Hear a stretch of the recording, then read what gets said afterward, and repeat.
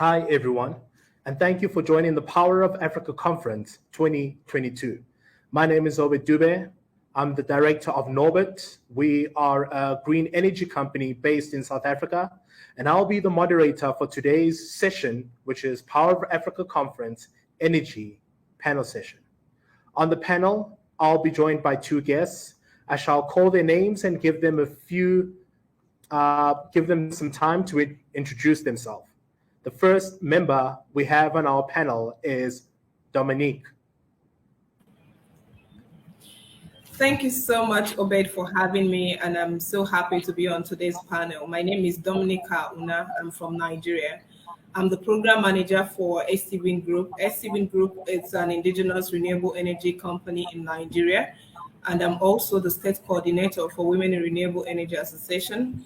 And also I'm a PhD student in Petroleum and Gas Engineering, University of Port Harcourt, Nigeria. Thank you for having me once again. Thank you very much. The next member of our panel is Tokoloho. Hi, Obed. Thank you for having me. It's a pleasure to be here. My name is Tokoloho Petla. I'm from South Africa. I'm the CEO of a company called Solaris SA. We're an IPP, an independent power producer, with over 10,000 megawatts of energy assets in our portfolio. I look forward to having this discussion, and thank you for having me again on the conference. Thank you very much. As your moderator today, I'll have a couple of questions that I'll ask each and every one of you, but I welcome, should you have anything to add on to the question or the answer, by all means, please do. So the first question will be directed to Dominica, and the question is, what are the challenges of developing sustainable energy in South Africa?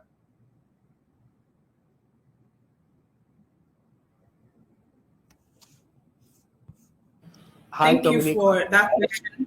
Yes, we can hear me now, right? So yes. I will start by saying that energy is an important aspect of any nation's economy. You know, when you're talking about sustainable energy, it borders on three major aspects, which is the social, economic, and environmental aspects. So these three aspects play an important role in any nation's economic growth. In terms of Africa, statistics shows that about 600 million people do not have access to energy, to electricity. That is just normal electricity statistics. And then bringing back home to Nigeria, we have so many communities in my country at the moment where they haven't experienced electricity. They are not even entitled to any national grid, so they don't have access to electricity. And this has introduced a lot of issues in the national economy, ranging from poverty, loss of lives, and well-being of people in those communities. So these are lots of issues that are caused by not having access to electricity. So what are the challenges that are really stopping people or us from attaining sustainable energy in Africa? One of those things I'll talk about is infrastructural development. We do not have good infrastructural development in Africa to enable good sustainable energy development. We also do not have good policies in place. And some of the policies we have are not properly implemented. I'll use Nigeria as an example. We have lots of policies, climate change policies, lots of energy bills and all of that, but they are not properly implemented. And another challenge we are facing currently in Africa would be financing and investment. So when it comes to financing, I think we still lag behind in Africa. And currently we spend so much money in fuel subsidy in Africa. I think about roughly $26 million per year. But if that money were to be moved from fossil fuel development to sustainable energy development, I think it will help a lot. So I think those are the three major challenges we have: infrastructural development, policy reforms, and financial problems. Thank you. Thank you for that. So before I ask the question, Tokolokhov, the topic for today's session is maximizing and expanding the opportunities for sustainable energy in South Africa. Now, coming to South Africa, for example, energy is not stable, which is resulting in load shedding. So how do you think, as a country, South Africa, how do you think, what are the ways for them to actually create sustainable energy, and not just in South Africa, but section B of the question would be in Africa as a whole? Thanks for the question, Obed. Look, you're right. I think energy stability is a problem across Africa in general, or at least the countries I've been to in Africa. Let me not generalize. But we do have an energy stability issue where, energy supply is not consistent, which obviously impacts businesses and, economic growth. I feel that the solution, as an IPP, the solution, I think, is twofold. I think, number one, we need to be comfortable with an energy mix in Africa. We can't, like in South Africa, we can't rely only on fossil fuels, coal. And we kind of need to now be aggressive about introducing an energy mix onto the grid.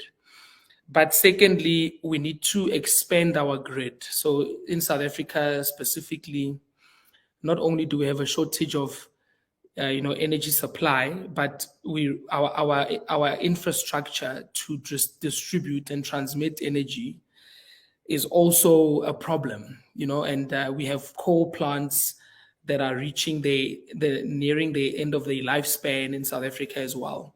So, the issue is really a layered issue. But I do feel, I never used to support the privatization of Eskom, for example. Eskom is our, main power generator in South Africa. I do believe privatization of energy is the way to go. Why? Because international investors don't trust the government. So because of, the perception of corruption, and I'm saying it's the perception, I don't have an opinion about it, but the perception of corruption causes international investors not to trust that if they give government money to develop energy infrastructure, they won't use it for that. And number two, they struggle to collect revenue. So in South Africa, it's a big problem where municipalities don't collect electricity revenue. They owe Eskom hundreds of millions of rands, and they're not making money. They basically broke. But if you were to privatize that energy infrastructure in the municipality and put it in our hands, number one, we'll be able to attract way more investment than a municipality or local government institution, because we have all the incentive to make sure that we collect our revenue from people that we're selling electricity to. And I think that will solve the problem. I do feel that energy should be privatized so that the prices are also more competitive. And business is definitely a better vehicle to raise finance than a municipal or local government institution.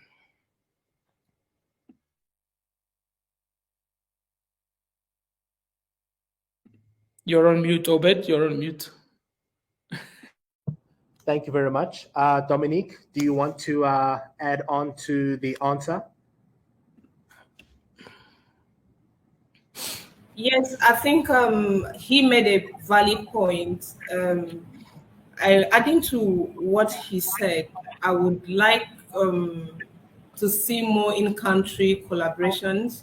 Like if you go to the fossil fuel industry, to the oil and gas industry. Of course, I've worked in the oil and gas industry before. You see there's a lot of collaboration between companies and all of that. But if you are coming to the renewable energy industry, a lot of people seem to be doing different things, on their own. There is no collaboration, there is no synergy. So if there is more synergy between companies, I think we can actually achieve a lot, because Africa has enormous renewable energy sources ranging from solar. We have good sunlight, to wind, to hydropower, and all of that. So what we just need to do is to come together and have a good value chain, like a sustainable value chain between companies. I think that can work. So the question then, which I have for you, Dominica, is how do we maximize the use of sustainable energy? Okay, I think I still have to go back to policy reforms. I tell you, this is very important. Renewable energy is quite new in Africa, and we have to reform our policies. We have to make sure that we set policies that allow investors to really do what they are meant to do. If the policies are not right, investors won't be able to develop. I'm speaking from an angle of a developer, where you have to invest a lot of money. But then again, if your country's policies are not right for you, you stand a chance of losing your investment. So the government have a lot of work to do in this regard. And talking about non-governmental support, there has to be public-private synergy. These two people have to come together to support the government in this regard. And I also want to talk about one thing that is very important: capacity development. Yes, I think most schools in Africa do not have a curriculum that tackles renewable energy. Yeah, I can boldly say that in STV group, we have an institute, STV Energy Institute, that we are just starting. We just got accreditation, where we are going to start from the grassroots to develop capacity in renewable energy.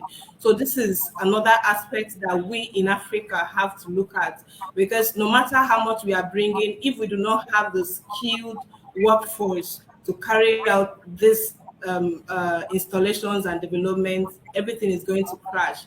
If you're looking at the petroleum industry, it's been developed over the years. You have good capacity over the years. So this is another aspect that we have to look into. The government have to look into. The private institutions have to look into. We have to invest in research in this area, because we are rich enough. We have the resources. We need enough skill in this area. It's relatively new. I can boldly say that it's relatively new. And if we are not careful enough, we'll have foreigners take over what belongs to us, the way they hijacked the oil and gas industry. I always say this: if we are not careful enough, they are going to hijack the industry. And these are some of the things we need to do. We need to create more awareness on the use of renewable energy, because some people, especially in Nigeria, still feel that renewable energy is expensive.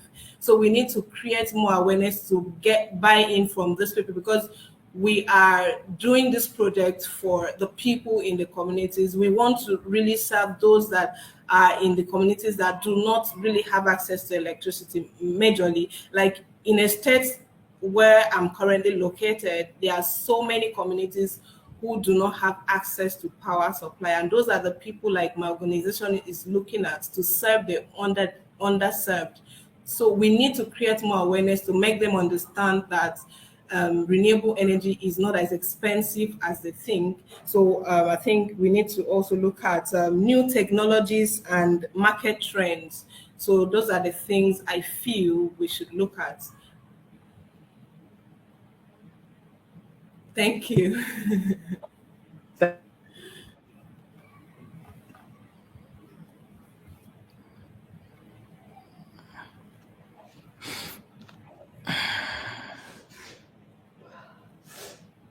Sorry, Obed, I can't hear you. I don't know if it's my network, but I can't hear you. No, Dominic, I think no, it's not. It's yeah. I agree. So what you're doing is quite interesting, though. Hey, so yes, I can hear you. Go ahead, please. Yeah, so I'm saying what you're doing is quite interesting, hey Dominic. So are you taking energy to rural areas, or you're training people there to become installers of solar panels and so on? Yes, we do installation. We do mini grid installations. We do solar home systems, and we also have a training institute where we train people in solar photovoltaic installations, and we also help women, especially in the rural areas. We train them on solar entrepreneurship and all of those stuff. And currently, we're about to start a national innovation diploma in September, where we'll be admitting people to start from the grassroots. And I also want to add to what Obed asked me. We need to also look at the clean cooking imperative, not just the lighting. You know, when we are talking about sustainable energy development in Africa, we have to also look at the clean cooking. This is where a lot of women are suffering, you know, because they are cooking from a source that is not clean. So this can actually help. If we can look at empowering women in this area, it will really help a lot of rural women and also improve our national economy if more women go into these kind of businesses, because it directly impacts them. Sure. Thank you very much for that. And from your side, Tokolo, how do you think we maximize the use of sustainable energy? I mean, you know, I think Dominica covered many of the points of what needs to be done. So, I mean, for example, in South Africa, we have this ridiculous law that was passed by, I don't know, honestly, I don't know what they were thinking, is we're not allowed to build projects that are more than 100 megawatts, you know, for example. So now if you have a 2,000 megawatt project, you kind of have to either apply for a special license, or you need to build 20 100 megawatt projects, each of them treating them separately. So I mean, laws like that are just ridiculous. You know, on one hand, you have the Minister of Energy telling us that we need 50,000 megawatts on the grid. On the other hand, someone is passing a law that says you can't develop more than 100 megawatts of projects. You know, for example, so I think there's no consistency in policy for whatever reason. I don't think it's because we have dumb politicians or leaders. I just think there's too many interests flying around, you know, where people are have a historical benefit from coal supply agreements. They don't want to see coal go. In South Africa, particularly, we have unions who are very strong about their workers at coal mines. And they feel that with the introduction of renewable energy, there will be a loss of jobs at the coal mines. So that type of thinking is what is stifling, you know, the rollout of renewable energy, particularly in South Africa.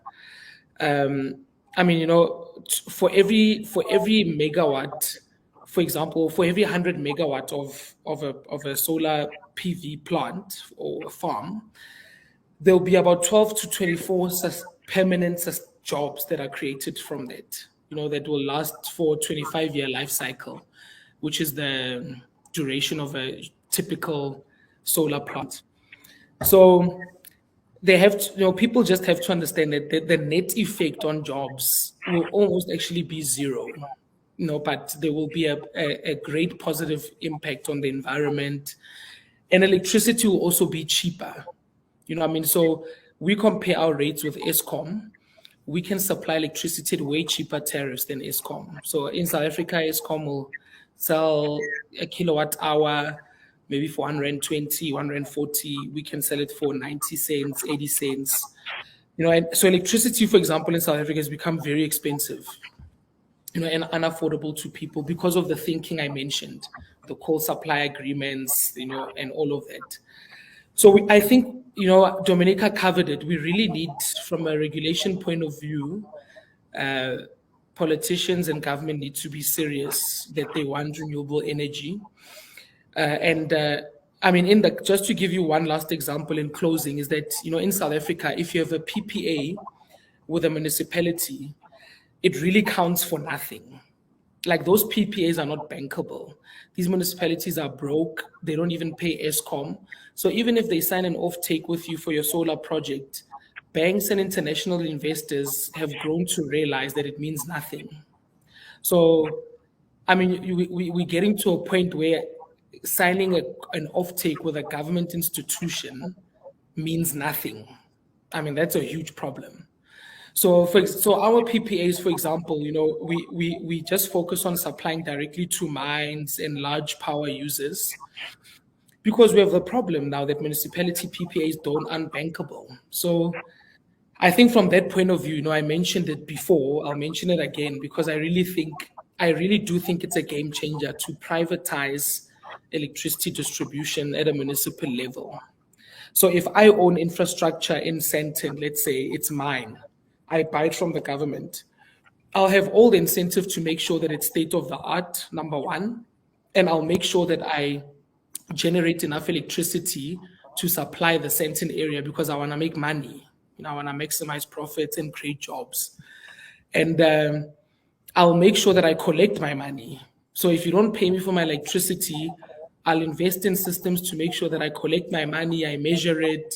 Whereas municipalities right now, for example, in South Africa, don't have that incentive. We don't have smart meters. They can't even measure properly how much you're consuming. Then they can't collect. So, I mean, it's a bit of a mess in that area. So I think if we resolve the regulatory issues, as Dominica mentioned, and we consider privatization of electricity distribution, I really believe that will solve the problem. Thank you for that. Then a follow-up question for you, Tokolo, would be, in general, do you think Africa in general is struggling to attract foreign investment into sustainable energy projects? Yes, definitely, yeah. And I think it's for the same reasons as here, is that, Dominica can shed more light. But for example, I used to run a media business in Nigeria as an example. And it's the same in South Africa, same situation. And I know that if people don't pay me up front, I may not be paid sometimes, for example. And it's the same here. It's not a Nigeria thing. I can't generalize and say it's Africa, because I haven't been to all the countries. But definitely the ones I have been to in my media business days, there's just an issue with credibility of government paying you, and that basically is the huge barrier, because you can do your EIAs and you can get a PPA and you can develop the project and get the land. But when an international funder sees that your client is the government, they hesitate that, are we actually even going to get paid here? So, that's an issue. It's a procurement and payment issue. And I think broadly, that's the challenge that most of us have as in Africa, trying to play in the space and introduce renewable energy. But Dominica can shed more light as well. Maybe I'm making presumptions. No, you're actually not making presumptions. I think you said it the way it is. Credibility is very important. Having international investors, they are not directly coming to give developers money. They will have to pass through the formal institutions like the commercial banks, and getting money from commercial banks is actually very difficult, because of course they want to get their money back to be able to pay back whatever investment is made, and then they raise the bar. This industry is young, especially in Africa. How many developers do you expect to have to meet targets that they are looking for? And most of the times, even for the ones that meet, especially in Nigeria here, we have just a few organizations that sometimes meet these criteria, but then again, they end up giving the money to for other things, and it doesn't really come to the renewable energy. So it's difficult. So it takes me back to what he talked about credibility, and also corruption plays a big role. Sorry to say this, we are in Africa, so it's a huge aspect of everything, where money is given for renewable energy projects and is diverted to other investments. So it cripples the renewable energy industry. So if we have to do this, we have to do this right, starting from the top. So if investment is coming in for renewable energy projects, we should make sure that we follow it up to demand that it's given for renewable energy projects. Once this money is given to commercial banks, there is no guarantee that the developers are going to get it. So there must be a body or some kind of monitoring and evaluation team to make sure that whatever money is coming in for financing renewable energy projects is used for renewable energy projects. So that can actually help. And then taking my points back to what Tokologo said, sometimes if you are doing investments with your money, there's so much insecurity in Africa. I'm still basing my judgment in Nigeria. There are some communities you go to develop projects and you are not able to get back your money because of insecurities. Yes, you can finish a project today, go back tomorrow, and you can't access the project's location. So all of that hinder renewable energy development projects. So we have to make sure that these issues are sorted if we must maximize the use of sustainable energy for African growth. Thank you. Thank you for that. I guess you also touched on how can we actually improve in terms of attracting foreign investment. So from your side, Tokolo, what do you think we can actually do in general in Africa, South Africa, since you are based there, to attract more foreign investment into sustainable energy projects? Well, I think the first one, it will kind of tie into what I previously said, but the first one, when you do your offtake agreements and PPAs, just try to do it directly with large power users. You can't depend on a government offtake. So that's kind of the number one and biggest thing that I've noticed. As soon as your offtakes are with private companies that are established, if you have an offtake with Anglo American, no one is going to doubt that Anglo American can pay you, as an example. So I think that's number one. Make sure you do offtakes with credible companies with a balance sheet. And then I think number two, which is probably a more tedious process, but it's doable, is that as IPPs, we also need to start trying to apply for power generation licenses. So, for example, there's a company in South Africa, called PowerX. They're able to generate, they have a license to generate electricity similar to Eskom, but it's restricted to about 20,000 megawatts. So they are allowed to generate and distribute electricity directly onto the grid, up to 20,000 megawatts though.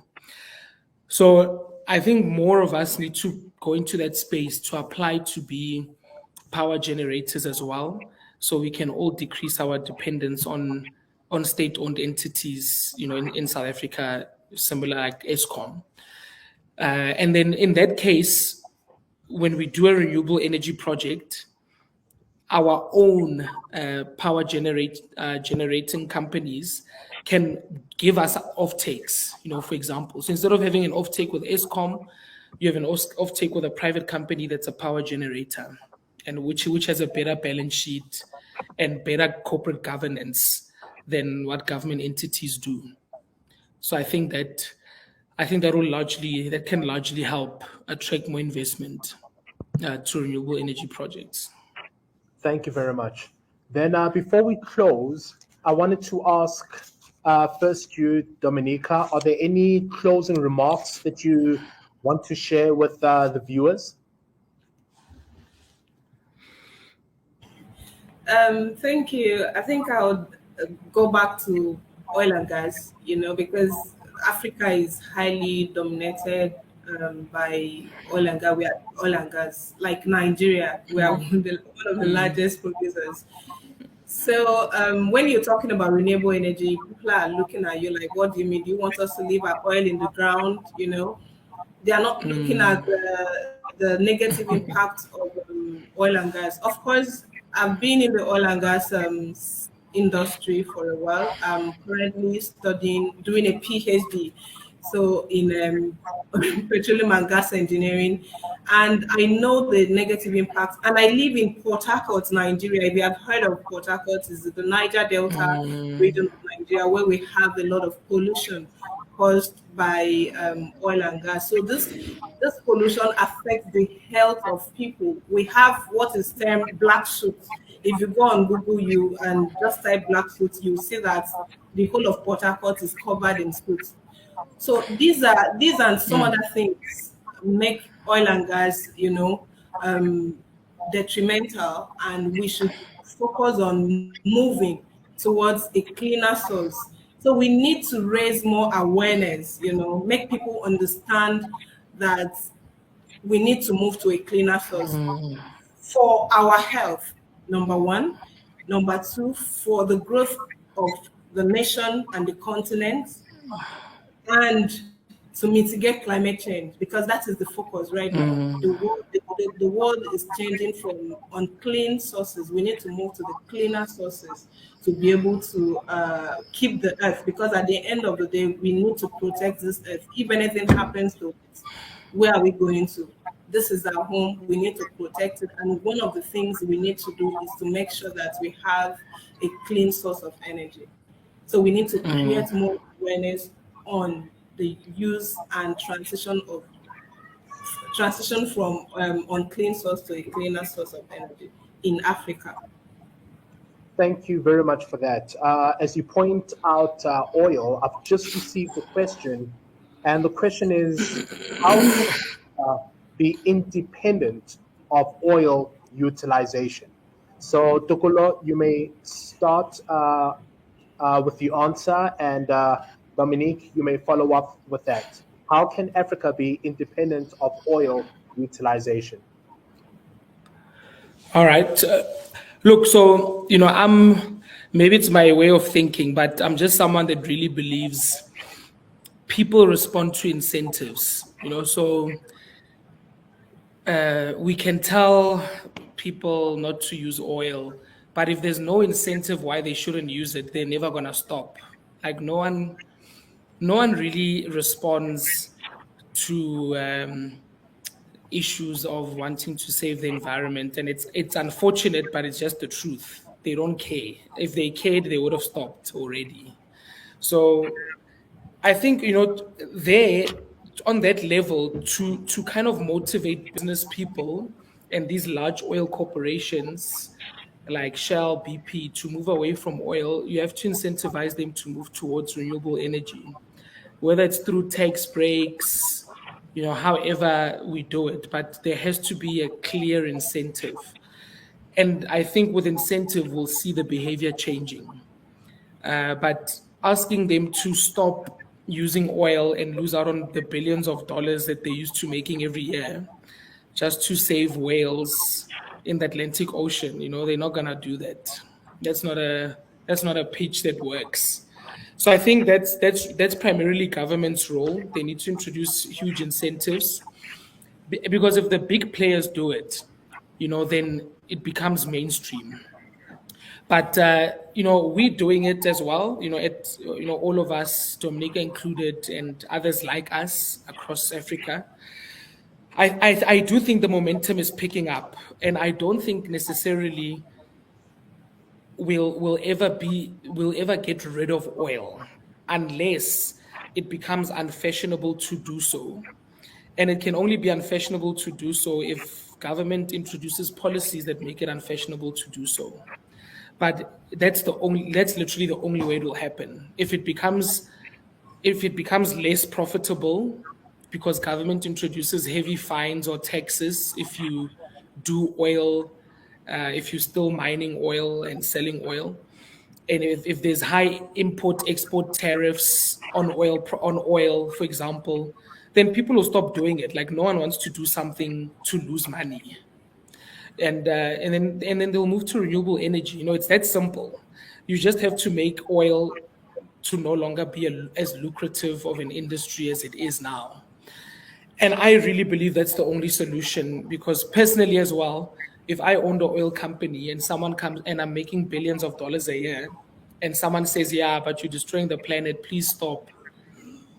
Like I won't. If that's the pitch, I'm not going to do it, and that's why people are not responding. Despite the United Nations resolutions, people are still doing oil. They're still emitting fossil fuels. We're still doing coal, Orbit in South Africa.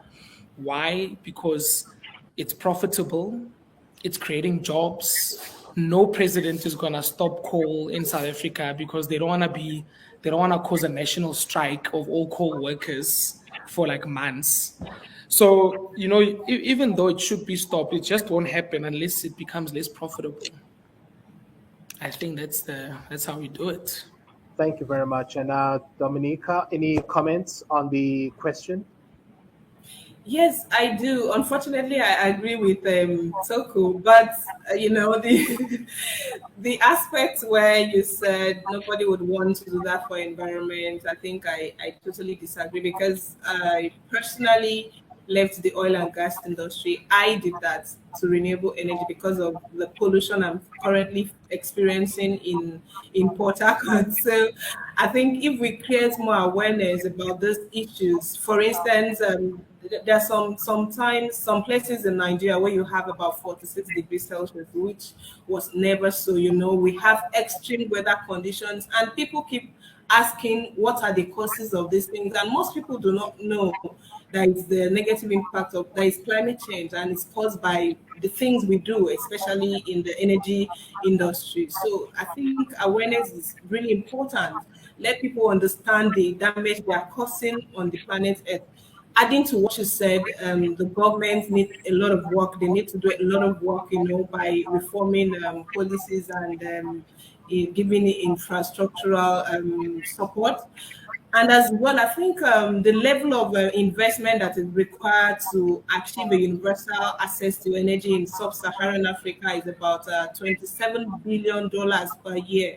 And, we spend about $26 billion in subsidy regarding fossil fuels. So if peradventure, they remove the subsidy, that could actually help a lot. If they stop fossil fuel subsidy, that's about $26 billion, and move it to finance and renewable energy investment, I think that could actually help. So the government still have a lot of work to do, and we as individuals, we have a lot to do. For us to sit on this panel today, we are trying to educate the public that sustainable energy is the way forward for Africa. Forget they've already taken the oil and gas, the fossil fuel industry, but we as Africans can hold on to this industry and make it work for us. Thank you very much for that. Tokolo, Dominica, thank you very much for today's session. And thank you everyone for joining today's Power of Africa Conference Energy panel section with the topic of maximizing and expanding the opportunity of sustainable energy in Africa. I would like to thank each and every one of you and have a good day. Thank you.